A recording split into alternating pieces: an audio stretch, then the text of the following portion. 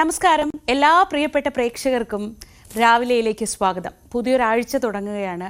ഇനിയുള്ള ദിവസങ്ങളുടെ എല്ലാം ഒരു പോസിറ്റിവിറ്റിയൊക്കെ നമുക്ക് ഇന്നത്തെ ദിവസം തന്നെ തുടങ്ങാം. വാർത്തകളുടെ ലോകത്തേക്ക് വന്നാൽ അറിയാലോ, ഇന്ന് വളരെ തിരക്കേറിയ ദിവസമാണ്. കഴിഞ്ഞ ശനിയാഴ്ച നമ്മൾ ഇന്ന് വരുമെന്ന് പറഞ്ഞ സുപ്രധാനമായ ചില വിധിന്യായങ്ങളുണ്ട് കോടതിയിൽ നിന്ന്. അതിലേറ്റവും പ്രധാനം പാറശാലയിലെ ഷാരോൺ വധക്കേസിലെ വിധിയാണ്. ഒരുപാട് വാർത്തകളുണ്ട്. മറ്റൊരു പ്രധാനപ്പെട്ട വാർത്ത, അന്താരാഷ്ട്ര തലത്തിൽ ട്രംപിൻ്റെ 2ാം സ്ഥാനാരോഹണത്തിന് നോക്കിയിരിക്കുകയാണ് ലോകം. അവിടെ എന്തൊക്കെയാണ് സംഭവിക്കുന്നത് എന്നൊക്കെയുള്ളത്. അപ്പോൾ അതിലേക്കൊക്കെ നമുക്ക് ആദ്യം വരാം. ആദ്യം നമ്മൾ പോകുന്നത് നാട്ടിൽ എന്തുണ്ട് കാണാനാണ്. നമ്മുടെ ചുറ്റും എന്തൊക്കെ പ്രാദേശിക വിശേഷങ്ങളുണ്ട്, വാർത്തകളുണ്ട്, കാഴ്ചകളുണ്ട്. കാണാം നാട്ടിൽ എന്തുണ്ട്.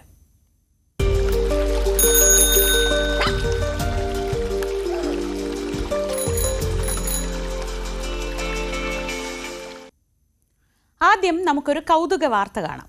നമുക്കൊക്കെ രോഗം വന്നാൽ നമ്മളൊക്കെ ചികിത്സിക്കാറുണ്ട് സാധാരണയായിട്ട്, അല്ലേ? പക്ഷേ വൃക്ഷങ്ങൾക്ക് ഇങ്ങനെ ചികിത്സ കൊടുക്കുന്നത് കേട്ടിട്ടുണ്ടോ? അപൂർവമായെങ്കിലും നടക്കാറുണ്ട്. അങ്ങനെ ഒരു ചികിത്സ തേടുകയാണ് പത്തനംതിട്ട വള്ളിക്കോട് തൃപ്പാറ മഹാദേവ ക്ഷേത്രത്തിലെ ഒരു കൂവള വൃക്ഷം. കൂവള വൃക്ഷത്തിന്റെ ചികിത്സാവിധി എന്തൊക്കെയാണെന്ന് കാണാം. വള്ളിക്കോട് തൃപ്പാറ മഹാദേവ ക്ഷേത്രത്തിലെ കൂവള വൃക്ഷത്തിനാണ് ചികിത്സ. വൃക്ഷചികിത്സയിൽ പ്രസിദ്ധനായ കോട്ടയം വാഴൂർ സ്വദേശി ബിനുവാണ് നേതൃത്വം നൽകുന്നത്. വർഷങ്ങൾ പഴക്കമുള്ള കൂവളത്തിന്റെ കേടുവന്ന ഭാഗം മുറിച്ചു മാറ്റാതെയാണ് വൃക്ഷചികിത്സയിലൂടെ ഭേദമാക്കുക. ഇതോടെ വൃക്ഷം പൂർവ്വസ്ഥിതിയിലാകുമെന്നാണ് ബിനു പറയുന്നത്. അരിപ്പൊടി, മണ്ണ്, തേൻ, രാമച്ചം, കദളിപ്പഴം ഉൾപ്പെടെ 21 കൂട്ടുമരുന്നുകളാണ് വൃക്ഷചികിത്സയ്ക്കായി ഉപയോഗിച്ചത്. ഞങ്ങളുടെ ടീം വൃക്ഷായുർവേദം ഇവിടെ എത്തിയിട്ടുണ്ട്. എല്ലാ മരുന്നുകൂട്ടുകളും ഇവർ തന്നെ സംഘടിപ്പിച്ചു. എല്ലാം കുഴച്ച് പാകത്തിനായി എടുത്തിരിക്കുകയാണ്. 215ാമത്തെ മരത്തിനാണ് ഇവിടെ ചികിത്സ നൽകുന്നത്. പുരാതന കാലത്ത് മനുഷ്യനും മൃഗങ്ങൾക്കും ചികിത്സ നൽകുന്ന പോലെ വൃക്ഷങ്ങൾക്കും ചികിത്സ നൽകുന്ന നാട്ടുവൈദ്യന്മാർ ഉണ്ടായിരുന്നതായും ബിനു പറയുന്നു. അപൂർവമായ വൃക്ഷചികിത്സ കാണാൻ നിരവധി പേരെത്തി. ക്ഷേത്ര ഉപദേശക സമിതിയാണ് പതിറ്റാണ്ടുകൾ പഴക്കമുള്ള കൂവളത്തിന്റെ കേടുവന്ന ഭാഗം മുറിച്ചു മാറ്റാതെ വൃക്ഷചികിത്സ നൽകണമെന്ന തീരുമാനം എടുത്തത്.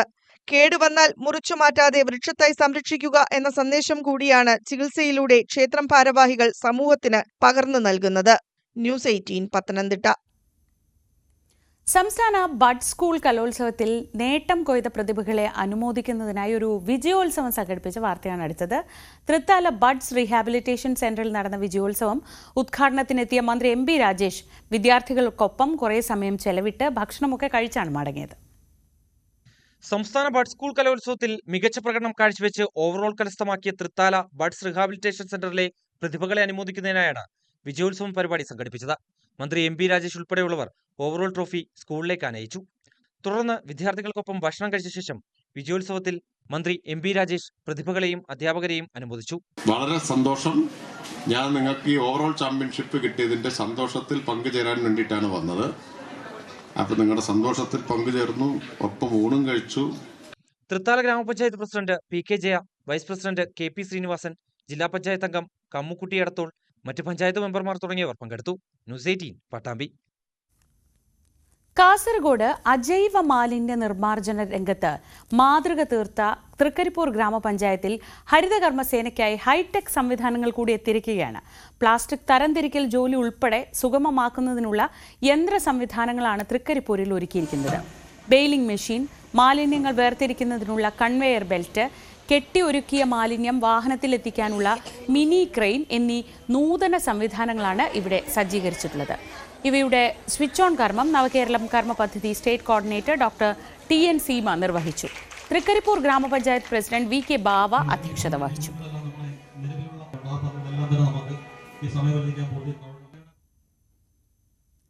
ഇനി നേരത്തെ ഞാൻ പറഞ്ഞതുപോലെ ഇന്നത്തെ ദിവസം നമ്മൾ കാത്തിരിക്കുന്ന ഏറ്റവും പ്രധാനപ്പെട്ട വാർത്ത വരാനുള്ളത് നെയ്യാറ്റിൻകര പ്രിൻസിപ്പൽ അഡീഷണൽ സെഷൻസ് കോടതിയിൽ നിന്നാണ്. അത് ഏറെ പ്രമാദമായ പാറശാല ഷാരോൺ രാജ് വധക്കേസിലെ വിധിയാണ്.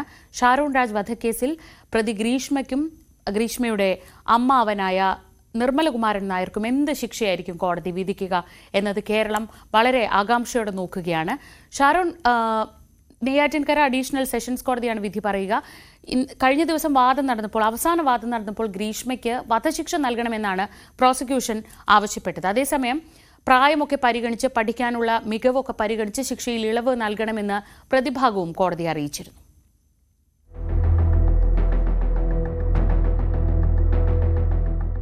ജ്യൂസ് ചലഞ്ച്, പിന്നീട് കഷായം കുടിപ്പിക്കൽ, പലപ്പോഴായി കാമുകന്റെ ശരീരത്തിലേക്ക് വിഷം പ്രവേശിപ്പിച്ച് ഇല്ലാതാക്കാനുള്ള ശ്രമം. മറ്റൊരു വിവാഹത്തിനായി കാമുകനെ ഒഴിവാക്കാൻ ആസൂത്രണം ചെയ്ത ഗൂഢാലോചനയായിരുന്നു കൊലപാതകം. ഇങ്ങനെ ശക്തമായ വാദമാണ് പ്രോസിക്യൂഷൻ വിചാരണാ ഘട്ടത്തിൽ ഉന്നയിച്ചത്. കേസിന്റെ നാൾവഴികൾ ഇങ്ങനെ: 2022 ഒക്ടോബർ 25 മുരിയങ്കര JP ഹൌസിൽ ജയരാജിന്റെ മകൻ, നെയ്യൂർ ക്രിസ്ത്യൻ കോളേജിലെ അവസാന വർഷ BSc റേഡിയോളജി വിദ്യാർത്ഥി 23-കാരനായ JP ഷാരോൺ രാജ് ദുരൂഹ സാഹചര്യത്തിൽ മരിക്കുന്നു. സുഹൃത്തായ ഗ്രീഷ്മ എന്ന പെൺകുട്ടിയുടെ വീട്ടിൽ നിന്ന് നൽകിയ കഷായം, ജ്യൂസ് എന്നിവയാണ് മരണകാരണമെന്ന് ആരോപണം. 14-ാം തീയതി പെൺകുട്ടിയുടെ വീട്ടിൽ വെച്ച് നൽകിയ പാനീയം കഴിച്ചയുടൻ ഛർദിൽ അനുഭവപ്പെട്ടതായും തുടർന്ന് വൃക്കകളുടെയും മറ്റ് ആന്തരികാവയവങ്ങളുടെയും പ്രവർത്തനം മോശമാകുകയും ചെയ്തു. പല ആശുപത്രികളിലും ചികിത്സ തേടിയ ശേഷം 19-ാം തീയതി മെഡിക്കൽ കോളേജ് ആശുപത്രിയിലെത്തിയെങ്കിലും ഷാരോൺ മരിച്ചു. അസ്വാഭാവിക മരണത്തിന് പാറശാല പോലീസ് കേസെടുത്തു. 2022 ഒക്ടോബർ 29 ഷാരോൺ ദുരൂഹ സാഹചര്യത്തിൽ മരിച്ച സംഭവത്തിൽ അന്വേഷണം ജില്ലാ ക്രൈംബ്രാഞ്ചിന് കൈമാറി. 2022 ഒക്ടോബർ 30 സംഭവം കൊലപാതകമാണെന്ന് പോലീസ്. കഷായത്തിൽ കീടനാശിനി ചേർത്ത് നൽകിയെന്ന് യുവതി കുറ്റസമ്മതം നടത്തി. 2022 ഒക്ടോബർ 31 ഷാരോണിനെ കളനാശിനി കലർത്തി നൽകി കൊലപ്പെടുത്തിയ കേസിൽ കേരള അതിർത്തിയിൽ കാരക്കോണത്തിന് സമീപം രാമവർമ്മൻചിറ സ്വദേശിനി ഗ്രീഷ്മയുടെ അറസ്റ്റ് രേഖപ്പെടുത്തി. കസ്റ്റഡിയിലിരിക്കെ പോലീസ് സ്റ്റേഷൻ ശുചിമുറിയിൽ നിന്ന് അണുനാശിനി കുടിച്ച് ആത്മഹത്യയ്ക്ക് ശ്രമിച്ച ഗ്രീഷ്മ തിരുവനന്തപുരം മെഡിക്കൽ കോളേജ് ആശുപത്രിയിൽ ചികിത്സയിലിരിക്കെയാണ് അറസ്റ്റ് രേഖപ്പെടുത്തിയത്. പലതവണ അഭ്യർത്ഥിച്ചിട്ടും തന്റെ സ്വകാര്യ ദൃശ്യങ്ങൾ തിരികെ നൽകാത്തതിന്റെ വൈരാഗ്യമാണ് കൊലപാതകത്തിലേക്ക് നയിച്ചതെന്ന് പ്രതി ഗ്രീഷ്മയുടെ മൊഴി. ഗ്രീഷ്മ 1-ാം പ്രതിയും അമ്മ സിന്ധു 2-ാം പ്രതിയും ഗ്രീഷ്മയുടെ അമ്മാവൻ നിർമ്മലകുമാരൻ നായർ 3-ാം പ്രതിയും. 2023 മാർച്ച് 6 കേസിൽ ജില്ലാ ക്രൈംബ്രാഞ്ച് ജനുവരി അവസാന വാരം സമർപ്പിച്ച കുറ്റപത്രത്തിന്റെ പകർപ്പ് പുറത്ത്. കഷായത്തിൽ കളനാശിനി കലർത്തി നൽകി ഗ്രീഷ്മ തന്നെ ചതിച്ചെന്നും താൻ മരിച്ചു പോകുമെന്നും ഷാരോൺ ആശുപത്രിയിൽ തീവ്ര പരിചരണത്തിലായിരുന്നപ്പോൾ കരഞ്ഞു പറഞ്ഞുവെന്ന് ജില്ലാ ക്രൈംബ്രാഞ്ചിന്റെ കുറ്റപത്രം. ശാരീരിക ബന്ധത്തിന് നിർബന്ധിച്ചാണ് ഷാരോണിനെ ഗ്രീഷ്മ വീട്ടിലേക്ക് വിളിച്ചുവരുത്തി വിഷം നൽകിയതെന്നും കുറ്റപത്രത്തിൽ പറയുന്നു. സൈന്യത്തിൽ ജോലിയുള്ള വ്യക്തിയുമായുള്ള വിവാഹം അടുത്തുവരുന്നതിനിടെയാണ് ഷാരോണിനെ ഒഴിവാക്കാൻ ഗ്രീഷ്മ തീരുമാനിച്ചത്. 2023 ജൂൺ 2 1-ാം പ്രതി ഗ്രീഷ്മയുടെ ജാമ്യാപേക്ഷ കോടതി തള്ളി. 2024 ഫെബ്രുവരി 22 കേസിൽ ക്രൈംബ്രാഞ്ച് ഡിവൈഎസ്പിക്ക് അന്തിമ റിപ്പോർട്ട് ഫയൽ ചെയ്യാൻ നിയമപരമായ അധികാരമില്ലെന്ന് ചൂണ്ടിക്കാട്ടി ഗ്രീഷ്മ ഉൾപ്പെടെയുള്ള പ്രതികൾ നൽകിയ ഹർജി ഹൈക്കോടതി തള്ളി. അഡീഷണൽ ജില്ലാ സെഷൻസ് കോടതി ജഡ്ജി AM ബഷീറിന് മുന്നിലാണ് തെളിവ് വിചാരണ നടന്നത്. 131 സാക്ഷികൾ വിചാരണാഘട്ടത്തിൽ കോടതി മുൻപാകെ എത്തി. 2025 ജനുവരി 17 6 മാസത്തെ വാദപ്രതിവാദങ്ങൾക്ക് ശേഷം ഗ്രീഷ്മ കുറ്റക്കാരിയെന്ന് കോടതി കണ്ടെത്തി. ഗ്രീഷ്മയ്ക്കെതിരായ എല്ലാ കുറ്റങ്ങളും പ്രോസിക്യൂഷന് തെളിയിക്കാൻ കഴിഞ്ഞു. 2-ാം പ്രതിയായ ഗ്രീഷ്മയുടെ അമ്മ സിന്ധുവിനെ കോടതി വെറുതെ വിട്ടു. 3-ാം പ്രതി ഗ്രീഷ്മയുടെ അമ്മാവൻ നിർമ്മലകുമാരൻ നായരും കുറ്റക്കാരനാണെന്ന് കോടതി കണ്ടെത്തി. 2025 ജനുവരി 18 ശിക്ഷാവിധിക്ക് പകരം കോടതി അന്തിമവാദം കേട്ടു. ഷാരോൺ രാജ് വധക്കേസിൽ കൊല ചെയ്യപ്പെട്ടത് സ്നേഹമാണെന്നും നിഷ്കളങ്കനായ യുവാവിനെ സ്നേഹം നടിച്ച് പ്രലോഭിപ്പിച്ച് വീട്ടിൽ വിളിച്ചു വരുത്തി കാപ്പിക്ക് എന്ന കള്ളനാശിനി കലർന്ന കഷായം അമിതയളവിൽ നൽകി. മരണം ഉറപ്പുവരുത്താനുള്ള ആസൂത്രിതമായ നീക്കമാണ് നടന്നതെന്നുമായിരുന്നു പ്രോസിക്യൂഷന്റെ പ്രധാന വാദം. ചെകുത്താന്റെ മനസ്സുള്ള ഒരാൾക്ക് ഇങ്ങനെയൊരു കൊലപാതകം ആസൂത്രണം ചെയ്യാനാകൂ. 2022 ഒക്ടോബർ 14 വിഷം കലർത്തിയ കഷായം കുടിച്ചതിന് പിന്നാലെ 11 ദിവസം ഷാരോൺ അനുഭവിച്ച മരണവേദന സമാനതകളില്ലാത്തതാണ്. ചുണ്ടുമുതൽ അടിവയർ വരെ ആന്തരികാവയവങ്ങൾക്ക് പൊള്ളലേറ്റ് രക്തസ്രാവത്തെ തുടർന്നാണ് യുവാവിന് ജീവൻ നഷ്ടപ്പെട്ടത്. ഈ കൊടും ക്രൂരകൃത്യത്തിന് വധശിക്ഷ നൽകാൻ കോടതി തയ്യാറാകണമെന്നും പ്രോസിക്യൂഷൻ പറഞ്ഞു. അതേസമയം പെൺകുട്ടിയുടെ ജീവിതത്തിൽ നിന്ന് ഷാരോൺ രാജു ഒരിക്കലും ഒഴിഞ്ഞു പോകില്ലെന്ന സ്ഥിതി വന്നതോടെയാണ് മറ്റ് ക്രിമിനൽ പശ്ചാത്തലങ്ങൾ ഒന്നുമില്ലാത്ത ഗ്രീഷ്മ ഇത്തരമൊരു കുറ്റകൃത്യത്തിന് മുതിർന്നതെന്നായിരുന്നു പ്രതിഭാഗത്തിന്റെ വാദം.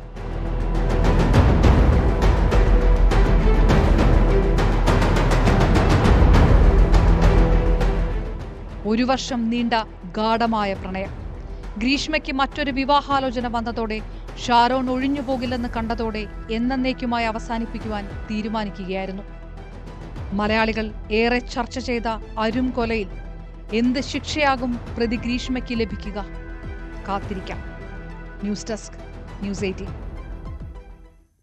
2021 ഷാരോണും ഗ്രീഷ്മയും തമ്മിൽ പരിചയത്തിലാവുന്നത്. ഒരു വർഷത്തോളം അവർ പ്രണയത്തിലായിരുന്നു. പിന്നീട് മറ്റൊരു വിവാഹാലോചന വന്നു. ഇതോടെയാണ് ഈ ബന്ധം വഷളാവുന്നതും ഇങ്ങനെ ഒരു ക്രൂരകൃത്യത്തിലേക്ക് ഗ്രീഷ്മ കടന്നുപോകുന്നതും. പാറശാലയിൽ നിന്ന് നെയ്യൂരിലേക്കുള്ള ബസ് യാത്രക്കിടെ 2021 ഒക്ടോബർ മാസത്തിലാണ് ഷാരോൺ രാജ് ആദ്യമായി ഗ്രീഷ്മ എന്ന പെൺകുട്ടിയെ കാണുന്നത്. BSc റേഡിയോളജി അവസാന വർഷ വിദ്യാർത്ഥിയായ ഷാരോൺ രാജ് സഞ്ചരിക്കുന്ന അതേ ബസ്സിൽ തന്നെയായിരുന്നു അഴകിയ മണ്ഡപത്തെ സ്വകാര്യ കോളേജിലെ ബിരുദാനന്തര ബിരുദ വിദ്യാർത്ഥിനിയായ ഗ്രീഷ്മയും സഞ്ചരിച്ചിരുന്നത്. ആദ്യം ഒരു കണ്ടു പരിചയം മാത്രം, പിന്നീട് ചിരിച്ചു, ഒടുവിൽ കൂടുതൽ സംസാരിച്ചു, പിന്നീട് അടുപ്പമായി. തുടർന്ന് ആർക്കും പിരിയാനാവാത്ത വിധം പ്രണയബന്ധത്തിലേക്ക് ഈ പരസ്പരമുള്ള ബന്ധം മാറുകയും ചെയ്തു. അടുപ്പമുള്ള നിമിഷങ്ങളിലെ സ്വകാര്യ ദൃശ്യങ്ങൾ ഷാരോൺ രാജ മൊബൈൽ ഫോണിൽ പകർത്തിയെന്നുമാണ് കുറ്റപത്രത്തിൽ പറയുന്നത്. ഈ ദൃശ്യങ്ങൾ കൃത്യമായി താനുമായിട്ടുള്ള ബന്ധം തകരാതെ കാത്തു സൂക്ഷിക്കാൻ ഒരു പിടിവള്ളിയായി ഷാരോൺ ഗ്രീഷ്മയ്ക്ക് മുമ്പിൽ അവതരിപ്പിച്ചിരുന്നുവെന്നും കുറ്റപത്രത്തിൽ പരാമർശമുണ്ട്.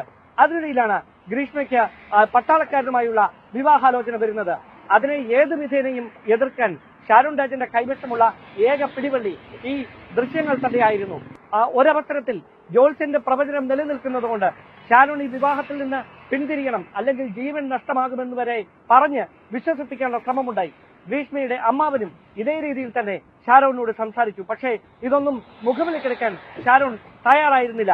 അങ്ങനെയാണ് ഇനി ഷാരോൺ തന്റെ ജീവിതത്തിൽ നിന്ന് ഒഴിഞ്ഞു മാറുകയില്ല എന്ന ഒരു ഉറപ്പ്, അങ്ങനെ ഒരു ചിന്ത ഗ്രീഷ്മയുടെ മനസ്സിൽ ഉടലെടുക്കുന്നത്. അതിനിടയിൽ അവരുടെ വിവാഹം സ്വകാര്യമായി ഷാരോൺ രാജിന്റെ പാറശാലയിലുള്ള വീട്ടിൽ വെച്ച് പരസ്പരം താലികെട്ടി ഈ വിവാഹം നടക്കുന്നു. ആ വിവാഹം നടന്നതിന് ശേഷം വെട്ടുകാട് ദേവാലയത്തിലെത്തിയും ഷാരോൺ രാജ് ഗ്രീഷ്മയുടെ കഴുത്തിൽ താലികെട്ടുന്നു. അതിനിടയിൽ തന്നെയാണ് ഗ്രീഷ്മ മറ്റൊരാളുമായുള്ള വിവാഹത്തിന് സമ്മതം അറിയിച്ചതും ആ വിവാഹത്തിലേക്ക് എത്തുന്നതിന് ഷാരോൺ രാജ് ഒരു തടസ്സമാകുമെന്ന തിരിച്ചറിവിൽ ഇയാളെ ജീവിതത്തിൽ നിന്ന് ഒഴിവാക്കുന്നതിന് വേണ്ടിയിട്ടുള്ള പരമാവധി ശ്രമങ്ങൾ നടത്തുകയും ചെയ്തത്. മാർച്ച് മാസം 4-ാം തീയതിയാണ് ഈ വിവാഹം ഉറപ്പിക്കുന്നത്. അതിനുശേഷം ആദ്യമായി ജ്യൂസ് ചലഞ്ച് എന്ന പേരിൽ ജ്യൂസിനുള്ളിൽ, മാംഗോ ജ്യൂസിനുള്ളിൽ പാരാസിറ്റമോൾ, ഡോളോ അത് ഇടിച്ച് പൊടിച്ച് കലക്കി ഷാരോൺ രാജിന് കൈമാറുന്നു. എന്നിട്ട് ഇത് കുടിക്കാൻ പറയുന്നു. അത് കുടിക്കുമ്പോൾ കടുത്ത കയ്പ് അനുഭവപ്പെട്ടതിനെ തുടർന്ന് ഷാരോൺ രാജ് ഈ ജ്യൂസ് തുപ്പിക്കളയുന്നു. ഇതോടെ ഈ ശ്രമം വിജയിക്കില്ലെന്ന് മനസ്സിലാക്കിയ ഗ്രീഷ്മ പിന്നീട് ഏത് വിധത്തിൽ ഉപായ രൂപേണ എങ്ങനെ കൺവിൻസ് ചെയ്തുകൊണ്ട് ഷാരോണിനെ കൊലപ്പെടുത്താമെന്ന് കൃത്യമായി ഇന്റർനെറ്റിന്റെ സഹായത്തോടെ പ്ലാൻ ചെയ്യുന്നു. ആ പ്ലാനിങ്ങിൽ ഉരുത്തിരിഞ്ഞ ബുദ്ധിയാണ് കാപ്പിക്കുന്ന കളനാശിനി കഷായത്തിൽ കലക്കി നൽകിയാൽ അവിടെ ആന്തരിക അവയവങ്ങൾക്ക് ക്ഷതം സംഭവിക്കുകയും അത് ജീവൻ തന്നെ അപകടത്തിലാകുന്ന തരത്തിലേക്ക് കാര്യങ്ങൾ എത്തിക്കുകയും ചെയ്യുമെന്ന് വായിച്ച് മനസ്സിലാക്കിയത്. അങ്ങനെയാണ് 2022 ഒക്ടോബർ മാസം 14-ാം തീയതി രാവിലെ കൃത്യമായ ആസൂത്രണത്തോടെ തന്റെ വീട്ടിലേക്ക് മറ്റാരും ഇല്ലാത്തതിനാൽ കടന്നു വരണം, കന്യാകുമാരിയിലുള്ള തന്റെ വീട്ടിലേക്ക് കടന്നു വരണമെന്ന് ഷാരോൺ രാജിനോട് വാട്സ്ആപ്പ് ചാറ്റിലൂടെ ആവശ്യപ്പെടുന്നു. അവിടേക്ക് എത്തിയാൽ നിനക്ക് എന്നിൽ നിന്ന് എന്ത് വേണമെങ്കിലും എടുക്കാമെന്ന് വാട്സ്ആപ്പ് സന്ദേശത്തിലൂടെ ഷാരോൺ രാജിനെ അറിയിക്കുന്നു. ഷാരോൺ തന്റെ സുഹൃത്ത് റെജിനോടൊപ്പം കന്യാകുമാരിയിലുള്ള ഗ്രീഷ്മയുടെ വീട്ടിലേക്ക് പെട്ടെന്ന് എത്തുന്നു. എത്തിയതിനു ശേഷം താൻ തുടർച്ചയായി ഈ കഷായം കുടിക്കാറുണ്ട്, പക്ഷെ ഇതിന്റെ കയ്പ് കാരണം ഇത് ഇറക്കാൻ കഴിയുന്നില്ല എന്ന് ഗ്രീഷ്മ തന്നെ ഇതിനോടകം പലതവണ ആവർത്തിച്ച് ഷാരോണിനോട് പറഞ്ഞിരുന്നു. അപ്പോഴൊക്കെ ഷാരോൺ കളിയാക്കുക മാത്രമാണ് ചെയ്തിരുന്നത്. അങ്ങനെയാണെങ്കിൽ നിനക്കിതൊന്ന് കുടിച്ചു കാണിക്കാൻ മേലെ എന്ന് ഗ്രീഷ്മ പറയുന്നു. ആ വെല്ലുവിളി ഏറ്റെടുത്തുകൊണ്ട് ഷാരോൺ രാജ് നേരത്തെ തന്നെ ഗ്രീഷ്മ തയ്യാറാക്കി വെച്ച 1 ഗ്ലാസ് കഷായം, അതായത് 100 മില്ലി കാപ്പിക്കുന്ന കളനാശിനി ചേർത്ത് ബാക്കി കഷായം കൊണ്ട് മിക്സ് ചെയ്ത ഈ കഷായം 1 ഗ്ലാസ് ഉടൻ തന്നെ കുടിക്കുന്നു. തൊട്ടു പിന്നാലെ ആ മുറിക്കുള്ളിൽ വെച്ച് തന്നെ ഷാരോൺ രാജ് ഛർദ്ദിക്കുന്നു, അവശനാകുന്നു. പിന്നീട് ഏതാണ്ട് 20 മിനിറ്റ് മാത്രം ആ വീട്ടിൽ ചെലവഴിച്ചതിന് ശേഷം ഷാരോൺ രാജ് റെജിനൊപ്പം പുറത്തേക്കിറങ്ങുന്നു. പോകുന്ന യാത്രയിൽ പാറശാലയിലേക്കുള്ള വീട്ടിലേക്കുള്ള യാത്രക്കിടയിൽ പലതവണ വഴിയിൽ വെച്ച് ഛർദ്ദിക്കുന്നു. പിന്നീട് പാറശാലയിലെ താലൂക്ക് ആശുപത്രിയിൽ ചികിത്സ തേടുന്ന തരത്തിലേക്ക് വരെ കാര്യങ്ങൾ എത്തുന്നു. ഡോക്ടർമാർക്ക് സംശയം തോന്നിയതിനെ തുടർന്നാണ് ഷാരോൺ രാജിനെ തുടർന്ന് മെഡിക്കൽ കോളേജ് ആശുപത്രിയിലേക്ക് റെഫർ ചെയ്യുന്നത്. പിന്നീടാണ് ഏറ്റവും ദയനീയമായ സാഹചര്യം. ഏതാണ്ട് 14 ദിവസത്തോളം മരണവേദന അനുഭവിച്ച് ഷാരോൺ രാജ് മെഡിക്കൽ കോളേജ് ആശുപത്രിയിൽ തുടരുകയാണ്. ചുണ്ടു മുതൽ അടിവയർ വരെയുള്ള ഭാഗങ്ങൾ, ആന്തരികാവയവങ്ങൾ മുഴുവൻ, ശ്വാസകോശവും കരളും വൃക്കകളും അടക്കം അതിന്റെ എല്ലാ പ്രവർത്തനങ്ങളും തകരാറിലായി. രക്തം ഛർദ്ദിക്കുന്നു, അതോടൊപ്പം തന്നെ പച്ചക്കളറിൽ ഛർദ്ദിക്കുന്നു. പിന്നീട് രക്തസ്രാവം ഉണ്ടാകുന്നു. ഒടുവിൽ 2022 ഒക്ടോബർ 25-ാം തീയതി ഷാരോൺ രാജിന്റെ ജീവൻ നഷ്ടമാകുന്നു. അതിനിടയിൽ പലതവണ ഷാരോണിന്റെ സഹോദരൻ ഷിമോൺ, അദ്ദേഹം ആയുർവേദ ഡോക്ടറാണ്, അദ്ദേഹം ഗ്രീഷ്മയെ ഫോണിൽ വിളിച്ച് ഏത് തരത്തിലുള്ള കഷായമാണ് കൊടുത്തത് ഷാരോണിനെന്ന് ചോദിക്കുമ്പോഴും ഒരു ഭാവവ്യത്യാസങ്ങളുമില്ലാതെ ഏതോ ഒരു വൈദ്യൻ, ഏതോ ഒരു ഡോക്ടർ നിർദ്ദേശിച്ച് നൽകിയ കുറിപ്പിൽ പറഞ്ഞിരുന്ന ഒരു കഷായം താൻ കുടിക്കുന്നതാണ്, അത് തന്നെയാണ് ഷാരോണിനും നൽകിയിരുന്നത് എന്ന് മാത്രമാണ് പറഞ്ഞത്. ആ മരുന്നിന്റെ കുറിപ്പ് കയ്യിലില്ല. ആ മരുന്നിന്റെ കുപ്പിയിൽ അതിന്റെ പേര് മാഞ്ഞു പോയിരിക്കുന്നു. ഒടുവിൽ ആ കുപ്പിയുടെ അടപ്പിൽ അതിന്റെ പേരെഴുതിയിട്ടുണ്ടായിരിക്കും. അതിന്റെ ചിത്രം എനിക്കൊന്നെടുത്ത് അയച്ചു തരൂ എന്ന് പറയുമ്പോൾ അവിടെ ഗ്രീഷ്മ നടത്തിയ ചില പരാമർശങ്ങളാണ് ഈ ഷിമോണ് ഇതുമായി ബന്ധപ്പെട്ട സംശയം ജനിപ്പിക്കുന്നത്. പ്രണയത്തിന്റെ പേരിൽ തുടങ്ങിയ ജ്യൂസ് ചലഞ്ച് ഒടുവിൽ ആ കഷായത്തിന്റെ രൂപത്തിൽ, കഷായത്തിന്റെ രൂപത്തിൽ വിഷമായി ഷാരോൺ രാജിന്റെ ജീവനെടുക്കുന്ന തരത്തിലേക്ക് കേരള പോലീസിന്റെ ചരിത്രത്തിലെ കേസ് ഡയറികളിൽ ഇന്നേ വരെ കേട്ടിട്ടില്ലാത്ത തരത്തിൽ ഒരു സംഭവ ബഹുലമായ ഉദ്വേഗജനകമായ സംഭവങ്ങൾക്ക് ശേഷമാണ് കോടതിയിൽ അടുത്ത ദിവസം ശിക്ഷ വിധിക്കുന്നതിന് വേണ്ടി കാത്തിരിപ്പിലേക്ക് എത്തിയിരിക്കുന്നത്. ഇന്ന് ആ കേസിൽ, ഇപ്പോൾ നമ്മൾ കേട്ട ഈ വിശദമായ ഈ കേസിൽ ഇന്ന് കോടതി വിധി പറയുകയാണ്. നെയ്യാറ്റിൻകര അഡീഷണൽ സെഷൻസ് കോടതിയാണ് വിധി പറയുക. കഴിഞ്ഞ ദിവസം ഈ കേസ് അവസാന ഘട്ട വിചാരണ, വിധിന്യായത്തിന് തൊട്ടു മുൻപുള്ള വിചാരണയിൽ പ്രോസിക്യൂഷൻ ആവശ്യപ്പെട്ടത് പ്രതിക്ക് ചെകുത്താൻ്റെ മനസ്സാണ്. അതുകൊണ്ട് തന്നെ ഏറ്റവും അർഹിക്കുന്ന ഏറ്റവും കടുത്ത ശിക്ഷ നൽകണം എന്ന ആവശ്യമായിരുന്നു പ്രോസിക്യൂഷൻ ഉന്നയിച്ചത്. പ്രതിഭാഗമാകട്ടെ ഇതുവരെ ക്രിമിനൽ പശ്ചാത്തലം ഇല്ലാത്ത ഗ്രീഷ്മയെ നന്നാവാൻ വിടണം, സമൂഹത്തിനൊരു നല്ല മെസ്സേജ് നൽകണം എന്നൊരു വാദം പ്രതിഭാഗം ഉന്നയിച്ചു. എന്തായാലും ഈ കേസിൽ എന്തായിരിക്കും കോടതിയുടെ ഭാഗത്തു നിന്നുള്ള തീരുമാനം എന്നതാണ് ഈ ദിവസത്തെ ഏറ്റവും പ്രധാനപ്പെട്ട വാർത്ത. ഇനി നമ്മൾ മറ്റ് വാർത്തകളിലേക്ക് പോവുകയാണ്. കേരളത്തിൻ്റെ അഭിമാനമാണ് ഇടുക്കി ജില്ല. സ്വാതന്ത്ര്യാനന്തരം ഭാഷാടിസ്ഥാനത്തിൽ സംസ്ഥാനങ്ങൾ രൂപീകരിച്ചപ്പോൾ ഇടുക്കി മലനിരകളെ കേരളത്തോട് ചേർത്ത് നിർത്തിയത് അന്നത്തെ തിരുകൊച്ചി മുഖ്യമന്ത്രിയായിരുന്ന പട്ടം താണുപിള്ളയുടെ ദീർഘവീക്ഷണമായിരുന്നു. ഹൈറേഞ്ച് കോളനൈസേഷൻ സ്കീമിൽ സ്ഥാപിതമായ പട്ടം കോളനിയിലൂടെയാണ് ഇടുക്കിയെ കേരളത്തിന്റെ ഭാഗമാക്കിയത്. രൂപീകരണത്തിന്റെ 70-ാം വാർഷികം ആഘോഷിക്കുന്ന പട്ടം കോളനിയുടെ വിശേഷങ്ങളിലേക്കാണ് ഇനി നമ്മൾ പോകുന്നത്. സപ്തതി നിറവിലാണ് ഇടുക്കിയുടെ പട്ടം കോളനി. 1955 ജനുവരി 20-നാണ് പട്ടം കോളനി രൂപീകൃതമായത്. ഭാഷാടിസ്ഥാനത്തിൽ സംസ്ഥാനങ്ങൾ രൂപീകരിച്ചപ്പോൾ ഇടുക്കിയിലെ ഹൈറേഞ്ചിനെ കേരളത്തോട് ചേർത്ത് നിർത്തിയത് പട്ടം കോളനിയുടെ രൂപീകരണമായിരുന്നു. 70 ആണ്ടുകളുടെ അതിജീവന പോരാട്ടങ്ങളുടെ കാർഷിക മുന്നേറ്റങ്ങളുടെ കഥകൾ പറയുന്ന നാടിന്റെ വിശേഷങ്ങളാണ് ഇനി. അര വിലയുള്ള ഫോമിൽ അപേക്ഷിച്ച കർഷകർക്ക് പതിച്ചു നൽകിയത് 5 ഏക്കർ ഭൂമി. കർഷകരാണെന്ന് വിലയിരുത്തിയത് കയ്യിലെ തഴമ്പു നോക്കി. പണിയായുധങ്ങളും വായ്പയും നൽകിയാണ് ഇടുക്കിയുടെ അതിർത്തി മേഖലയിലേക്ക് കർഷകരെ എത്തിച്ചത്. പക്ഷേ ഹൈറേഞ്ചിലേക്ക് എത്തിയ കർഷകരെ കാത്തിരുന്നത് പ്രതിസന്ധിയുടെ നാളുകളായിരുന്നു. എന്തോ ഒരു ദുരിതമായിരുന്നു. ഓരോരുത്തര് പട്ടിണി കിടന്നു, പാണ്ടിയിലൊക്കെ പോയി, ഓരോന്ന് വിറവ് കൊണ്ട് പോയി പാണ്ടിയുടെ സാധനം മേടിച്ചുകൊണ്ട് വരുന്നു. മഞ്ഞുകാലത്ത് വെട്ടമൊട്ടും കാണുന്നില്ല. കടുത്ത മൂടൽ മഞ്ഞ്, കൊടും തണുപ്പ്, ആന ഉൾപ്പെടെയുള്ള വന്യമൃഗങ്ങളുടെ ആക്രമണം, ഇടതൂർന്ന പോതപ്പുല്ല് നിറഞ്ഞ ഭൂമി. കർഷകർ നേരിട്ട പ്രതിസന്ധികൾ നിരവധിയായിരുന്നു. തമിഴ് ഭൂരിപക്ഷ മേഖലകളായ ഇന്നത്തെ പീരുമേട്, ഉടുമ്പൻചോല, ദേവികുളം താലൂക്കുകൾ കേരളത്തിനൊപ്പം നിലനിർത്തുക എന്നതായിരുന്നു ഹൈറേഞ്ച് കോളനൈസേഷൻ സ്കീമിന്റെ പ്രധാന ലക്ഷ്യം. പട്ടം കോളനിക്ക് പുറമെ കാന്തല്ലൂർ, ദേവിയാർ കോളനികളും സ്ഥാപിച്ചു. ഇന്നത്തെ നെടുങ്കണ്ടം, പാമ്പാടുംപാറ, കരുണാപുരം പഞ്ചായത്തുകളിലായി വ്യാപിച്ചു കിടക്കുന്ന പട്ടം കോളനിയിൽ 5 ഏക്കർ വീതമുള്ള 1397 ബ്ലോക്കുകളാണ് അനുവദിച്ചത്. മുണ്ടിയരിമയിലും തേർഡ് ക്യാമ്പിലും പൊതു ആവശ്യങ്ങൾക്കായും ഭൂമി നീക്കിവെച്ചു. കാഞ്ചിയാറ് മേഖലയിലേക്ക് സ്ഥലം മാറിപ്പോയി. അവിടെയാണ് ഇതുപോലെ വനഭൂമി കുറെ പതിച്ചു കൊടുക്കുന്നുണ്ടായിരുന്നു. അങ്ങനെ പതിച്ചു കൊടുക്കുമ്പോൾ അവിടെ 3 ഏക്കറാണ് കൊടുത്തിരുന്നത്. പിന്നെ കുറച്ച് പേര് ഇവിടുന്ന് കാന്തല്ലൂർക്കും കാന്തല്ലൂരിൽ നിന്ന് കുറച്ച് പേര് ഇങ്ങോട്ടും വന്നപ്പോൾ ഇപ്പോൾ പറയപ്പെടുന്നത് 1397 ബ്ലോക്കുകാരാണ് ഇപ്പം നമ്മുടെ ഈ പ്രദേശത്ത് ബ്ലോക്കുകാർ എന്ന നിലയിലുള്ളത്. ഈ ബ്ലോക്കുകാരുടെ അന്നത്തെ ഒരു അവസ്ഥ എന്ന് പറഞ്ഞു കഴിഞ്ഞാൽ കൊടുംവനത്തിൽ കൂടെ യാത്രാ സൗകര്യങ്ങളില്ല, വിദ്യാഭ്യാസ സൗകര്യങ്ങളില്ല. സർക്കാരിന് എല്ലാ മേഖലയിലും സ്കൂളുകളൊക്കെ തുടങ്ങാനുള്ള ബുദ്ധിമുട്ടുള്ളത് കൊണ്ട് 56 തന്നെ ഇവിടെ ഒരു സഹകരണ സംഘത്തിൻ്റെ അടിസ്ഥാനത്തിലാണ് CSUPS, ഒരു സഹകരണ സംഘത്തിൻ്റെ മേൽനോട്ടത്തിലാണ് ഇവിടെ CSUPS അനുവദിക്കുന്നത്. കർഷകർക്കൊപ്പം വിവിധ തൊഴിൽ മേഖലകളിൽ മികവ് തെളിയിച്ചവർക്കും ഭൂമി അനുവദിച്ചു. ഒപ്പം വിദ്യാലയങ്ങളും പൊതുസ്ഥാപനങ്ങളും ആരംഭിച്ചു.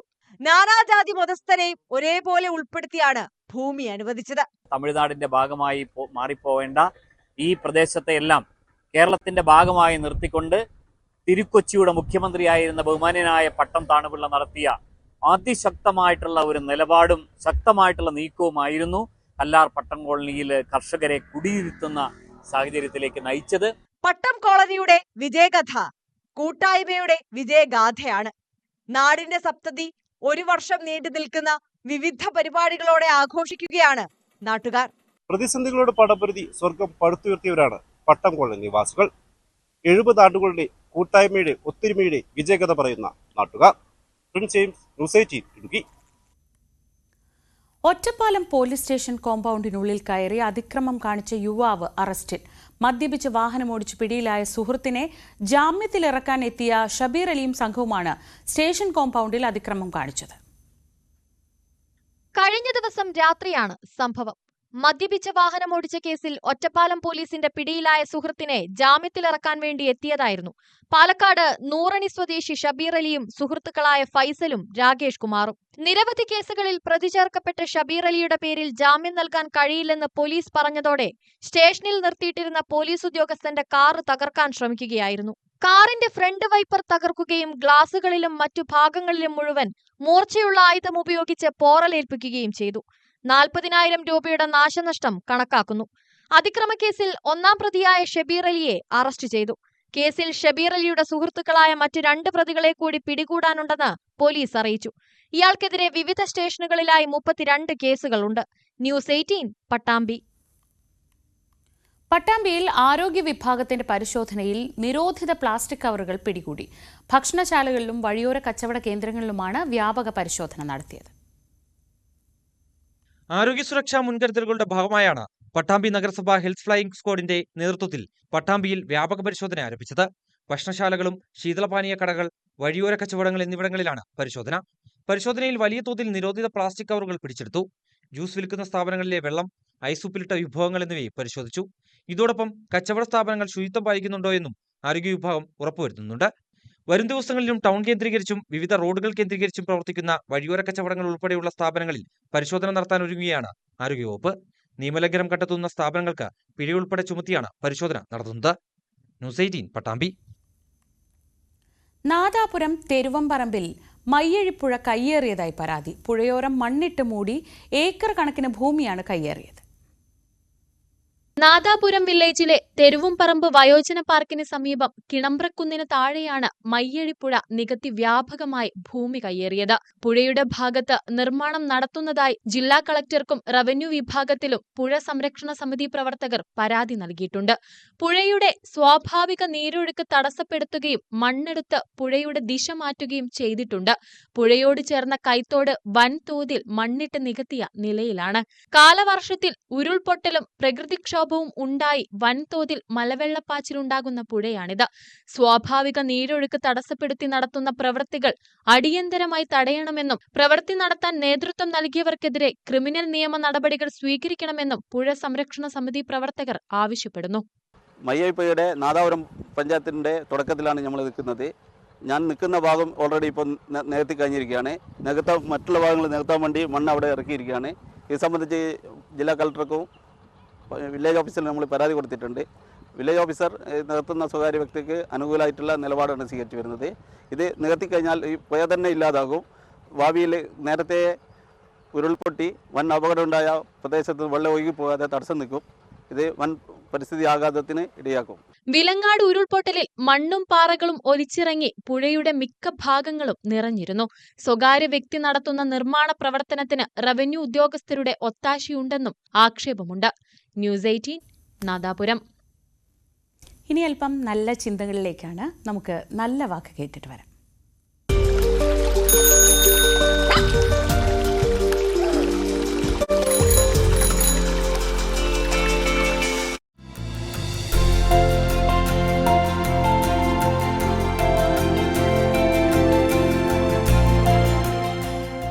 സ്നേഹമുള്ളവരെ, കുടുംബ ജീവിതത്തിൻ്റെ നന്മകളിൽ ശ്രദ്ധിക്കേണ്ട ഒരു കാര്യമാണ് വിവേകം. നമ്മുടെ ദിവസങ്ങളിലൊക്കെ കണ്ടു, വിജ്ഞാനം കണ്ടിട്ടുണ്ട്, വിശുദ്ധിയെക്കുറിച്ച് നമ്മൾ ചിന്തിച്ചിട്ടുണ്ട്. വിവേകം വളരെ ആവശ്യമാണ്. എന്താണ് വിവേകം? കുടുംബത്തിൽ വിവേകമില്ലാത്ത വർത്തമാനങ്ങൾ ഒരിക്കലും പറയല്ല. കുറേ നാൾ ജീവിക്കുമ്പോൾ ഒരു ഭാര്യയ്ക്കറിയാം ഭർത്താവിൻ്റെ ഇഷ്ടാനിഷ്ടങ്ങൾ, അവൻ ആഗ്രഹിക്കുന്ന പദങ്ങൾ. അത് പെറുക്കി പറയാൻ ഭാര്യ പഠിക്കണം. ഇനി ഭാര്യയുടെ ഇഷ്ടാനിഷ്ടങ്ങളും അവൾ ഇഷ്ടപ്പെടാത്തതുമായ വാക്കുകളുമുണ്ട്, അത് ശ്രദ്ധിക്കണം. വിവേകമില്ലാത്ത വാക്ക് ഒരിക്കലും പറയല്ല. എൻ്റെ ഭാര്യയ്ക്ക് ഇഷ്ടമാണ് പേരിൻ്റെ കൂടെ മോളെ മോളെ എന്ന് വിളിക്കുന്നത്. എങ്കിൽ പേര് വിളിക്കുമ്പം മോളെ, ടെസ്സിയാണോ ടെസ്സി മോളെ, മിനിയാണോ മിനി മോളെ, ജാസ്മിനാണോ ജാസ്മിൻ മോളെ, മോളിയാണോ മോളുടെ മോളെ. അപ്പം ഒരു മോൾ എന്ന് വിളിക്കുന്നു. ഇഷ്ടമാണോ അത് കൃത്യമായിട്ട് ആ പദം പ്രയോഗിക്കണം. എൻ്റെ ഭർത്താവിന് ഇഷ്ടമാണ് പേരിന് കുട്ടാന്ന് വിളിക്കുന്നു. ആ വാക്കാണോ അത് ഭാര്യ ഉപയോഗിക്കണം.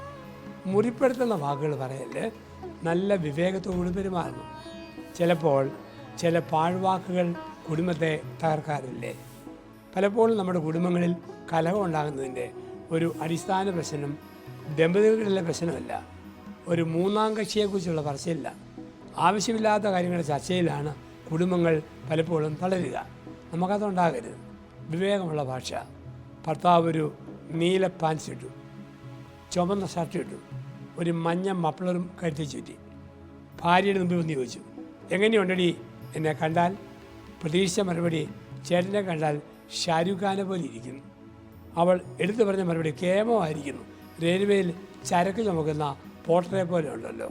അവൻ അരിശം വന്നു, നീ പറഞ്ഞ സത്യവാടി, 20 വർഷമായിട്ട് നിന്നെപ്പോലെ ഒരു മുടിഞ്ഞ ചരക്കിനെ ഞാൻ ചുമന്നുകൊണ്ടിരിക്കുകയല്ലേ, നീ ഇങ്ങനെ തന്നെ പറയണം.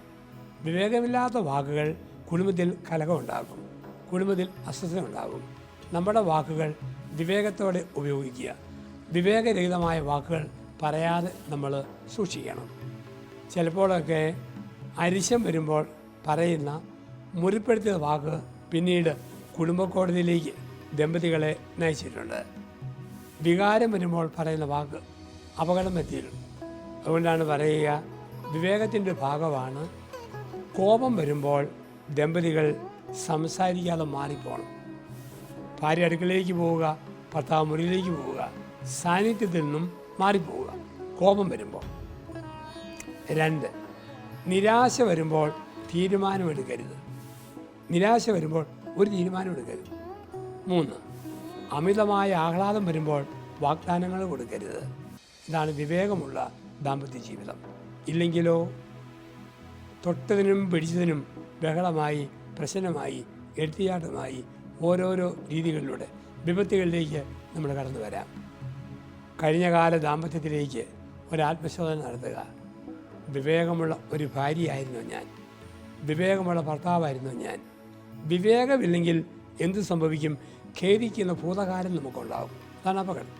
ഖേദിക്കുന്ന ഭൂതകാല സ്മരണകളുണ്ടാവും. ഓർക്കും, ഷോ അങ്ങനെ പറയേണ്ടായിരുന്നു, ഷോ ഇങ്ങനെ പറഞ്ഞു പോലും, ഷോ എന്നൊരു വാക്ക് വരും, ഇങ്ങനെ പറ്റിപ്പോയല്ലോ. വിവേകമില്ലാതെ പെരുമാറി ദുഃഖിക്കുന്നവരെ കാണും. എങ്കിൽ ജീവിതം ഒന്നേ ഉള്ളൂ, വിവേകമുള്ള സംസാരം, വിവേകമുള്ള പെരുമാറ്റം, വിവേകമുള്ള ഇടപെടൽ. അങ്ങനെ കുടുംബത്തെ ബലപ്പെടുത്താം, കുടുംബത്തെ ശക്തിപ്പെടുത്താം. ആയുസ് ഒന്നേ ഉള്ളൂ. നമുക്ക് പിന്നീട് ഇത് റിഹേഴ്സൽ ഇല്ല, ആക്ഷനാണ്. അതാണ് ജീവിതം. റിഹേഴ്സൽ എടുക്കാൻ സമയമില്ല. എങ്കിൽ നൽകപ്പെട്ട സമയത്ത് ഏൽപ്പിക്കപ്പെട്ട ജോലി ഭംഗിയായി ചെയ്ത് ഉത്തമനായൊരു ഭർത്താവായി ഉത്തമനായൊരു ഭാര്യയായിട്ട് ജീവിക്കുക. ഒരുപക്ഷെ ഓരോ ഭർത്താവിനും ഭാര്യയിലും ഇതുവരെ ജീവിത പങ്കാളിക്ക് കൊടുക്കാൻ പറ്റുന്ന സമ്മാനം ഒളിച്ചു വെച്ചിട്ടുണ്ട്.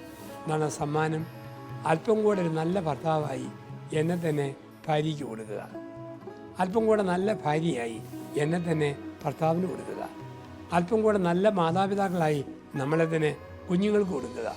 ആ വീട് ഭൂമിയിൽ ഒരു സ്വർഗമായിരിക്കും. ഈ ചിന്ത ഹൃദയത്തിൽ സൂക്ഷിക്കാം. നന്ദി, നമസ്കാരം.